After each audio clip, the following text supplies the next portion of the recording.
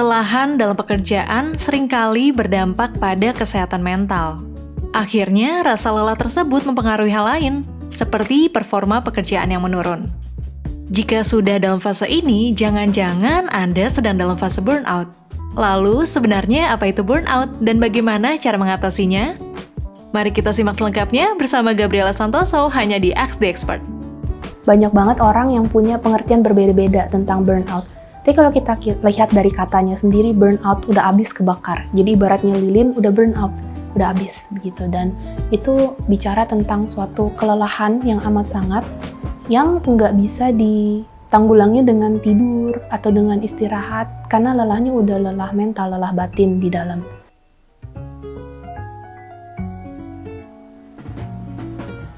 Biasanya tanda-tandanya adalah kegiatan yang tadinya kerjaannya bisa enjoy, bersemangat, itu udah hilang semangatnya, tentu karena udah lelah. Lalu yang paling kentara lagi, mulai tidak bisa membuat prioritas. Mana yang lebih penting yang harus dikerjain duluan. Lalu akhirnya kan kewalahan, overwhelmed. Nah itu udah kelihatan tuh ciri-cirinya burnout. Lebih gampang merasa kesal, merasa terganggu. Jadi kalau udah ada tanda-tanda seperti itu, deadline miss terus, dan akhirnya kayaknya nggak ngerjain apa-apa, tapi capek banget, udah nggak fokus, nggak tahu mau ngerjain apa, nah itu biasanya sudah burnout sih. Jadi kalau burnout dibiarkan berkelanjutan ya jadi depresi nantinya. Udah semangat hidupnya turun, hal-hal yang biasanya sparks joy, yang membawa kebahagiaan udah hilang, tidak bisa membuat prioritas, tidak bisa fokus.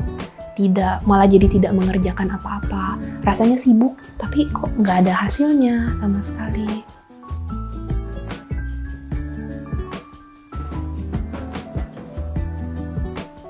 Yang pertama tentu ada waktu untuk istirahat, karena burnout kan lelah, jadi harus istirahat secara mental. Dan dari waktu istirahat secara mental ini, kita punya waktu untuk melihat, mengobservasi sebenarnya apa sih yang sedang terjadi dalam diri orang yang burnout ini. Kita kan punya energi mental kita punya daya, dan kita punya beban kan dalam hidup ini. Nah daya kita dikurangin beban kita, itu jadi margin, jadi buffer. Dan semua orang hidup kan perlu itu, karena di saat krisis, marginnya yang kepake, jadi kayak punya tabungan energi, karena energi dia, daya dia lebih besar dari beban yang dia tanggung. Nah seringnya dengan orang-orang yang burnout ini, dia udah nggak punya margin sama sekali, bahkan minus. Jadi kita rinciin aja dayanya tuh apa yang energi dia, yang membuat dia senang, support system dia, waktu istirahat dia. Lalu kita rinciin bebannya apa aja. Lalu kita minus kan, banyakan yang mana. Nah kalau misalnya dayanya terlalu kecil, tentu kita bicara bagaimana menambah daya. Salah satunya adalah dengan terapi, dengan konseling, dengan melakukan hobi, self-care. Lalu bebannya bisa nggak dikurangin? Berarti kan itu soal delegasi, soal time management di sana. Jadi kalau untuk mengatasi burnout, tentu kita memperbesar margin. Dan orang-orang sering bilang, aku punya kok margin, ini pengaturan hidupku, dayaku besar, bebanku kayaknya manageable, tapi marginku kurang. Karena aku lagi krisis nih, di kerjaan mendadak ditambah workload-nya, atau di keluarga mendadak ada beban. Dan biasanya aku tanya, kamu udah berapa lama berada dalam krisis ini? Kan kalau krisis terus-terusan itu berarti bukan dalam krisis. Emang lifestyle-nya begitu. Udah bebannya emang terlalu berat, dayanya terlalu sedikit. Dan itu yang harus diubah.